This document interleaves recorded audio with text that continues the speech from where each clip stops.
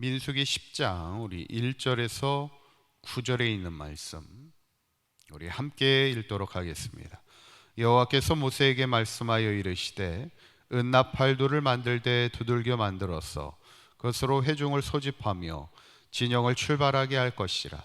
나팔 두 개를 불 때에는 온 회중이 회방문 앞에 모여서 내게로 나아올 것이요 하나만 불 때에는 이스라엘의 천부장된 지휘관들이 모여서 내게로 나아올 것이며 너희가 그것을 크게 불 때에는 동쪽 진영들이 행진할 것이며 두 번째로 크게 불 때에는 남쪽 진영들이 행진할 것이라. 떠나려 할 때에는 나팔 소리를 크게 불 것이며 또 회중을 모을 때에도 나팔을 불 것이나 소리를 크게 내지 말며 그 나팔은 아론의 자손인 제사장들이 불지니 이는 너희 대대의 영원한 율례니라.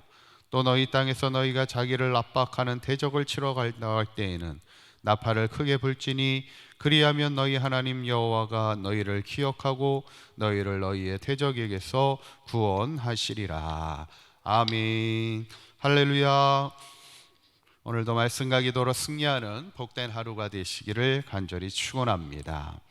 지난 시간에 이제 하나님이 이제 앞으로 본격적으로 광야길을 걸어갈 이스라엘 백성을 향해 구름 기둥으로 인도하시겠다는 약속을 주시죠.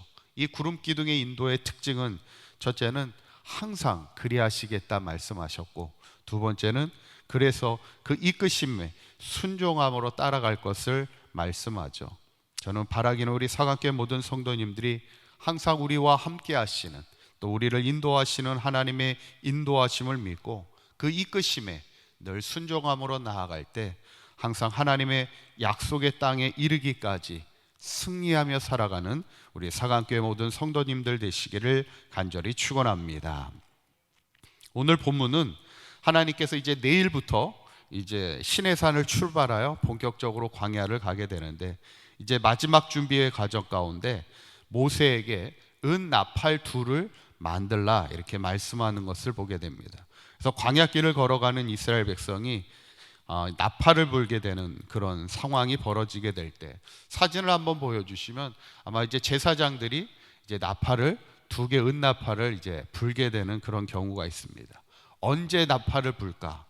오늘 2절에 있는 말씀을 보면 은나팔들을 만들 때 두들겨 만들어서 그것으로 회중을 소집할 때 부른다는 거예요. 그리고 진영을 출발하게 할 때 나팔을 분다는 겁니다. 일종의 질서입니다. 이제는 애굽 땅에 430년 동안 노예 생활하던 이스라엘 백성이 이제는 하나님의 신호에 따라서 일사불란하게 움직이는, 어떻게 보면 군대와도 같은 교회의 모습을 가지고 있는, 이제 가지게 되는 것을 보게 됩니다. 어쩌면 건강한 교회도요, 모든 성도들이 한마음 한뜻이 되어서 일사불란하게 움직이는, 함께 움직여가는 교회가 가장 건강한 교회입니다.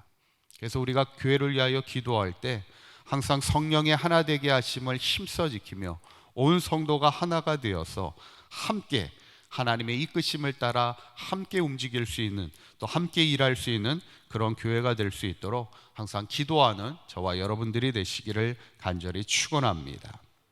그런데 오늘 본문에 보면 이제 나팔 신호의 또 중요한 두 번째 용도가 있습니다. 그것은 9절에 있는 말씀이에요. 9절에 있는 말씀을 우리 한번 읽어보도록 하겠습니다. 시작. 또 너희 땅에서 너희가 자기를 압박하는 대적을 치러 나아갈 때에는 나팔을 크게 불지니 그리하면 너희 하나님 여호와가 너희를 기억하고 너희를 너희의 대적에게서 구원하시리라. 아멘.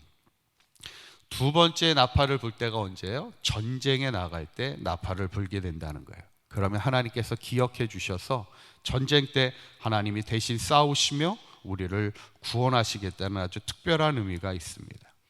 어쩌면 광야길을 이제 걸어가야 될 이스라엘 백성에게 가장 두려운 일이 뭘까?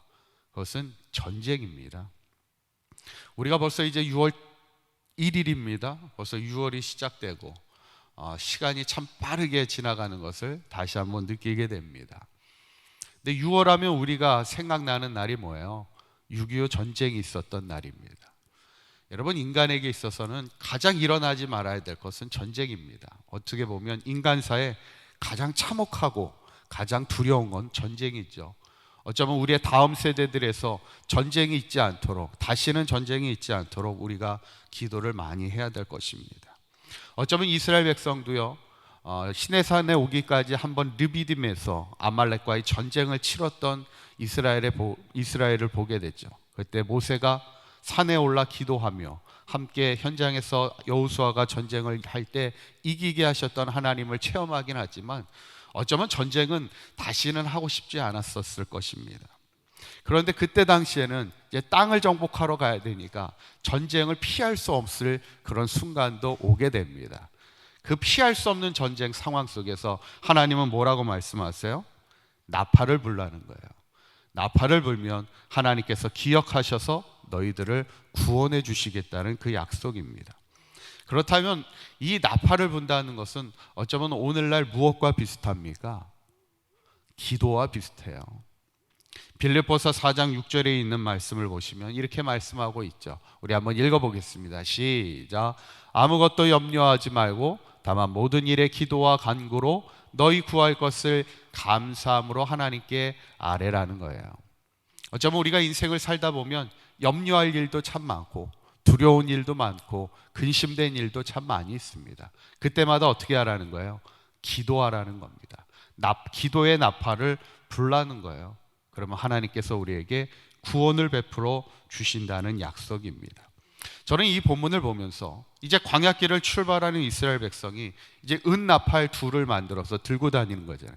출발할 때도 불고 소집할 때도 부르지만 특별히 전쟁을 나갈 때도 대적을 치러 갈 수밖에 없는 그런 어려운 상황 속에서도 하나님을 부르는 이 나팔을 들고 나갈 때 얼마나 든든하겠는가 그런 생각을 해봅니다. 어쩌면 우리도 인생의 광야길을 걸어가면서 우리에게 은나팔을 둘이 들려 있다면 얼마나 든든하겠어요. 이것이 바로 기도의 삶이잖아요. 우리가 어려운 일을 당하고 힘든 일을 당할 때 우리가 기도할 수 있다는 것은 하나님이 우리에게 주신 최고의 선물이고 최고의 영적인 무기인 줄 믿습니다. 인생은 거친 광야입니다. 인생은 사망의 음침한 골짜기와 같이 두려움이 항상 존재하는 곳이 어쩌면 우리의 인생도 마찬가지입니다. 저는 바라기는 우리 사강교회 모든 성도님들이 이 믿음의 광야길을 걸어갈 때 항상 이 은나팔 둘을 들고서 우리가 걸어가서 어떤 어려운 일이 당하고 근심된 일이 나가고 두려운 일을 당할지라도 항상 기도의 나팔을 불며 기도할 때마다 하나님께서 우리를 기억하시고 우리를 위하여 싸워주시고 또 우리를 위해서 구원해 주시는 하나님의 은혜를 체험하며 살아갈 수 있는, 그래서 한평생 날마다 승리하며 하나님이 이기게 하셨음을 믿음으로 고백하며 살아가는 우리 사강교회 모든 성도님들이 되시기를 주님의 이름으로 간절히 축원합니다. 기도하시겠습니다. 고맙고 감사하신 하나님, 오늘 이스라엘 백성이 광야길을 걸어가며 그들의 손에 나팔 둘을 들게 하셨고, 그래서 항상 그 나팔을 통하여 하나님 앞에 어렵고 힘든 일을 당할 때 나팔을 불 때 대적에게서 구원하셨던 하나님의 은혜를 보게 됩니다. 우리가 인생의 광야길을 걸어가면서 때로는 건강의 문제로 또 사업의 문제로 물질의 문제로 자녀의 문제로 가정의 문제로 많은 어려움을 당할 때 두려워하지 않게 하여 주시고 낙심하지 않게 하여 주시고 기도의 나팔을 부는 우리의 삶이 되게 하여 주실 때 하나님이 우리를 기억하시고 우리를 위하여 싸우시고 우리를 대적의 손에서 구원하시는 하나님의 은혜를 체험하는 인생이 되게 하여 주시옵소서. 우리가 마지막 약속의 땅에 이를 때까지 날마다 승리하는 삶이 되게 하시고 하나님이 구원하셨음을 믿음으로 고백하는 간증의 삶을 살아가는 우리 사강교회 모든 성도들의 삶이 되도록 인도하여 주시옵소서. 오늘 하루도 주님과 동행하는 하루가 되게 하시고 우리의 마음에 주님과 동행함에 기쁨과 감사와 평안과 은혜가 충만한 복된 하루가 되게 하여 주옵소서. 우리 주 예수 그리스도의 이름으로 기도하옵나이다. 아멘.